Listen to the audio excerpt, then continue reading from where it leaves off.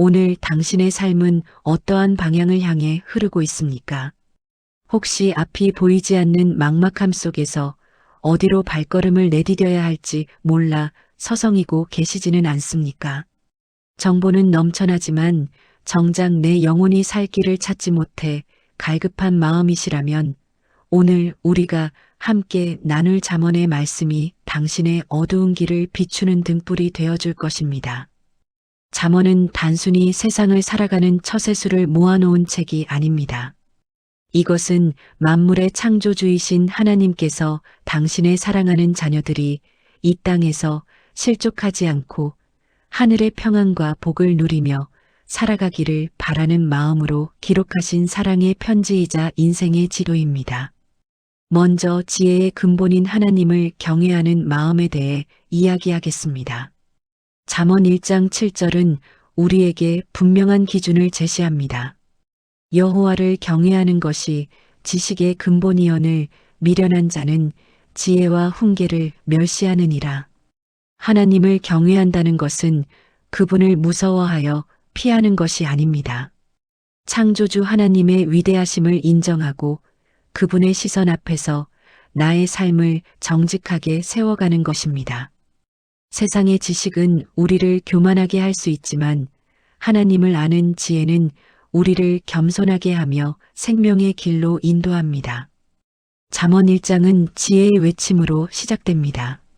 지혜가 길거리에서 부르며 광장에서 소리를 높인다고 성경은 기록합니다. 이것은 하나님이 우리에게 지혜를 주시기를 결코 아끼지 않으신다는 뜻입니다. 혹시 당신은 지금 고집스럽게 자신의 길만을 고집하고 있지는 않습니까? 잠언 1장 32절은 어리석은 자의 태보는 자기를 죽이며 미련한 자의 안일은 자기를 멸망시키려니와라고 경고합니다. 변화를 거부하는 안일함이 가장 무서운 독이 됩니다. 이어지는 2장에서는 지혜를 찾는 태도에 대해 말합니다. 지혜를 얻는 것은 거저 주어지는 것이 아니라 은을 구하는 것 같이 내면의 간절함이 필요합니다. 내가 만일 지혜를 구하며 명철을 얻으려고 소리를 높이며 은을 구하는 것 같이 그것을 구하며 감추어진 고배를 찾는 것 같이 그것을 찾으면 여호와 경외하기를 깨달으며 하나님을 알게 되리니 당신이 진심으로 지혜를 구할 때 하나님은 당신의 길을 보전하시고 보호하실 것입니다. 3장으로 넘어오면 지혜가 주는 구체적인 복락이 나옵니다. 그의 오른손에는 장수가 있고 그의 왼손에는 재물이 있나니 그 길은 즐거운 길이요 그의 행경은 다 평강이니라. 잠언 3장 5절과 6절은 이렇게 권면합니다. 너는 마음을 다하여 여호와를 신뢰하고 내 명철을 의지하지 말라. 너는 범사의 그를 인정하라. 그리하면 내 길을 지도하시리라. 인생의 항해에서 키를 주님께 맡길 때 비로소 풍랑 속에서도 잔잔한 항구에 도착할 수 있습니다. 또한 주님의 징계를 가볍게 여기지 마십시오. 여호와께서 그 사랑하시는 자를 징계하시기를 마치 아비가 그 기뻐하는 아들을 징계함 같이 하시느니라. 지금 겪고 있는 고난이 혹시 하나님의 사랑의 매는 아닙니까? 지혜로운 자는 징계 속에서 하나님의 마음을 읽습니다. 그 아픔을 통해 우리를 더 정결하게 하시려는 주님의 손길을 신뢰하십시오. 4장에서는 아버지가 아들에게 전하는 간절한 훈계가 이어집니다. 지혜가 제일이니 지혜를 얻으라. 내가 얻은 모든 것을 가지고 명철을 얻을지니라. 특별히 4장 23절의 말씀을 마음 깊이 새겨보십시오. 모든 지킬 만한 것 중에 더욱 내 마음을 지키라. 생명의 근원이 이에서 남이니라. 마음은 우리 인생의 샘터와 같습니다. 샘이 오염되면 그곳에서 나오는 모든 물이 탁해지듯이 우리 마음이 시기와 두려움으로 가득 차면 우리의 삶 전체가 흔들리게 됩니다. 5장부터 7장까지의 말씀은 우리를 무너뜨리는 유혹의 정체와 그것을 이기는 비결을 말합니다. 유혹은 언제나 달콤하게 다가옵니다. 5장 3절은 말합니다. 대저 음녀의 입술은 꿀을 떨어뜨리며 그의 입은 기름보다 매끄러우나 나중은 쑥 같이 쓰고 두 날 가진 칼 같이 날카로우며 죄는 결코 공짜가 아닙니다. 반드시 그 대가를 치르게 합니다. 당신의 영혼을 하룻밤의 쾌락이나 헛된 욕심에 팔아넘기지 마십시오.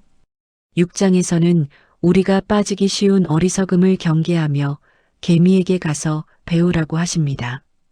게으른 자여 개미에게 가서 그가 하는 것을 보고 지혜를 얻으라. 개미는 누가 시키지 않아도 스스로 준비합니다.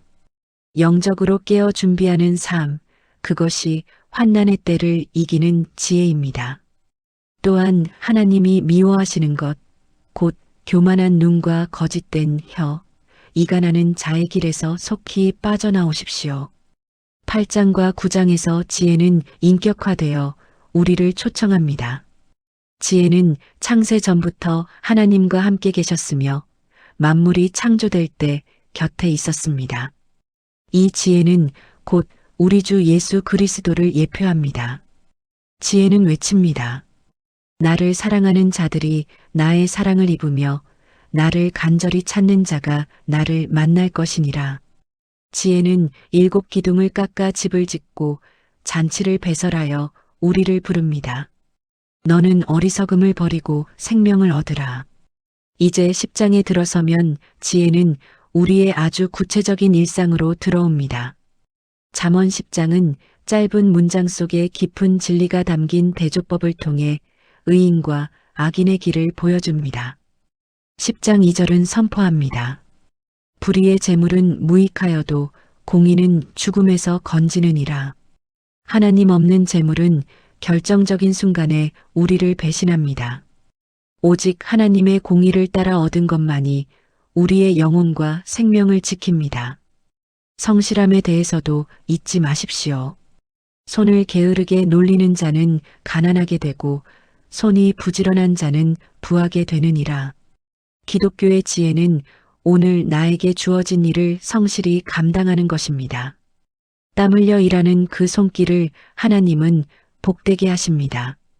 또한 언어의 지혜를 배우십시오. 11절은 말합니다. 의인의 입은 생명의 샘이라도 악인의 입은 독을 머금었느니라. 당신의 입술은 사람을 살리는 샘물입니까? 아니면 영혼을 해치는 독입니까? 말이 많으면 허물을 면하기 어렵습니다. 입술을 제어하는 자가 지혜가 있습니다. 여호와께서 주시는 복은 우리를 부하게 하고 근심을 겸하여 주지 아니하시느니라. 이것이 세상의 복과 하나님의 복의 결정적인 차이입니다. 세상이 주는 부는 때로 더 큰 걱정을 가져다 주지만 하나님이 주시는 복은 마음의 평안과 함께 옵니다. 11장은 정직이라는 무게추로 시작합니다. 속이는 저울은 여호와께서 미워하시나 공평한 추는 그가 기뻐하시느니라. 우리는 때로 작은 이득을 위해 양심을 속이곤 합니다. 하지만 지혜로운 자는 하나님께서 나의 모든 계산을 보고 계심을 기억합니다. 정직은 손해보는 길이 아니라 하나님의 보호 아래로 들어가는 가장 안전한 길입니다. 교만이 오면 욕도 오거니와 겸손한 자에게는 지혜가 있습니다.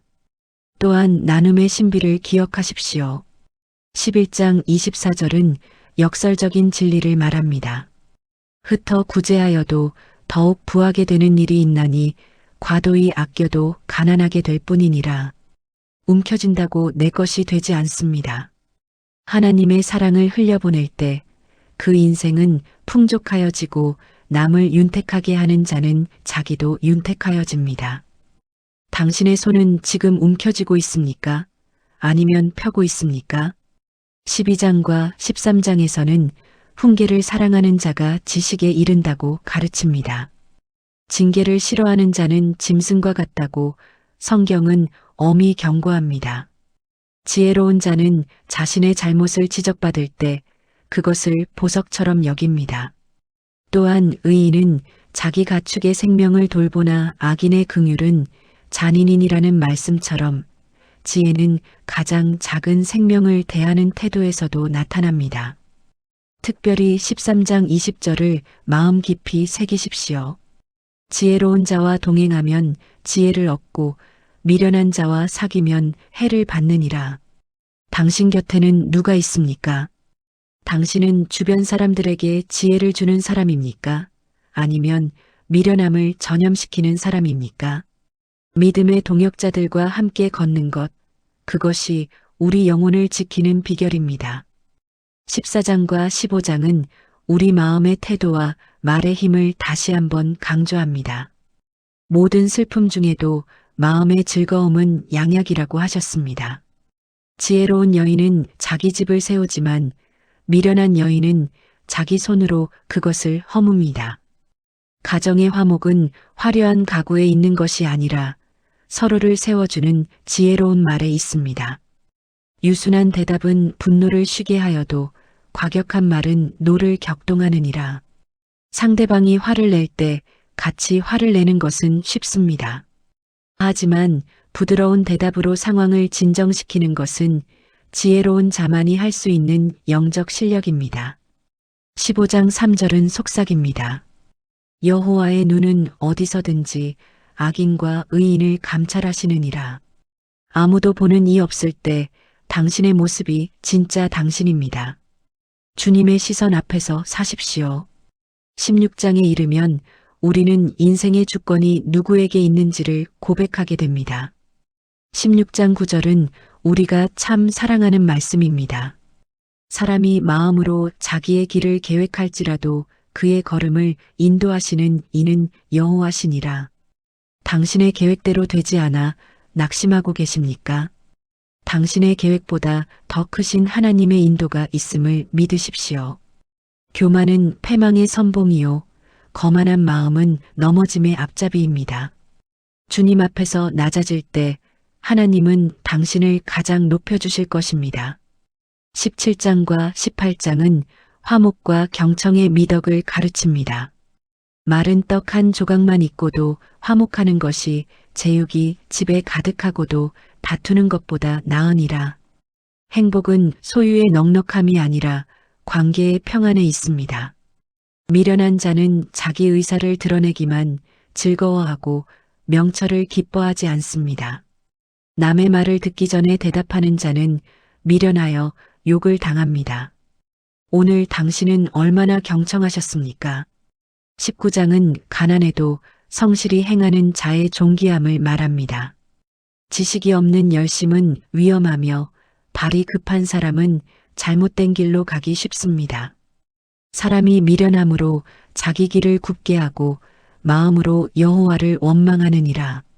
자신의 잘못으로 공경에 처했으면서도 하나님을 탓하고 있지는 않습니까? 노하기를 더디하는 것이 사람의 슬기요 허물을 용서하는 것이 자기의 영광입니다. 이제 20장에 도달하면 우리는 다시 한번 거룩한 삶의 결단을 촉구받습니다. 속이고 취한 음식물은 사람에게 맛이 좋은 듯하나 후에는 그의 입에 모래가 가득하게 되리라.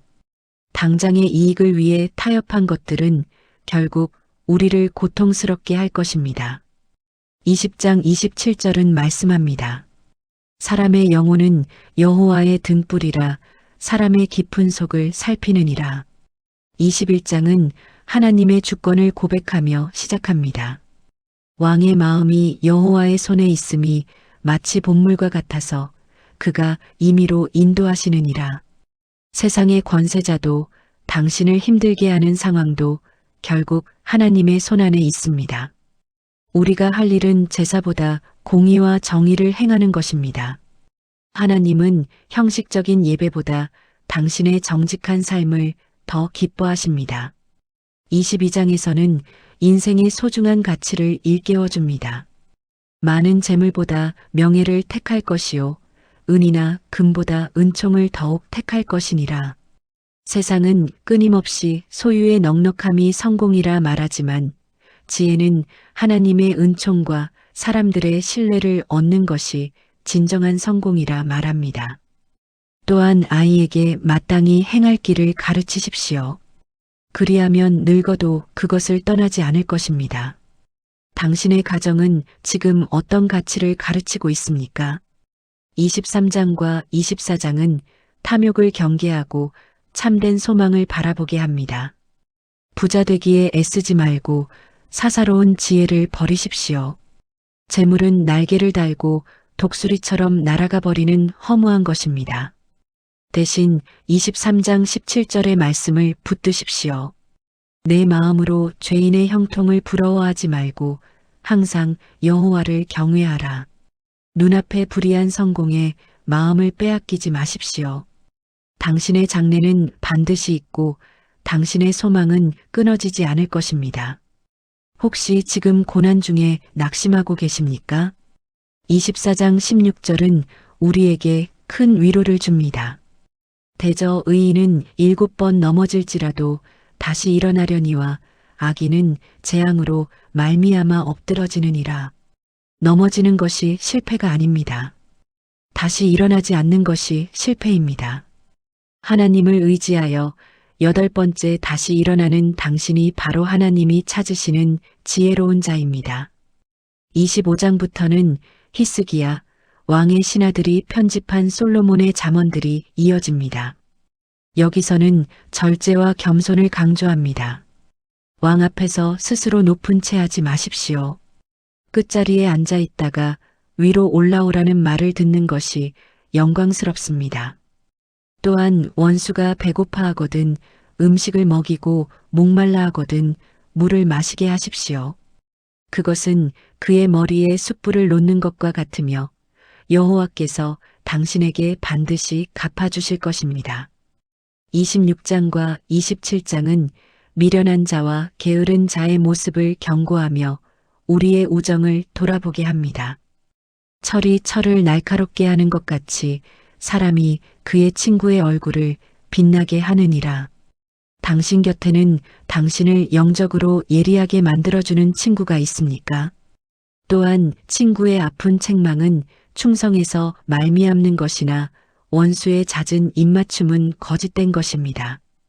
진정한 지혜는 달콤한 아첨보다 쓴 충고를 귀히 여길 줄 아는 마음에서 나옵니다.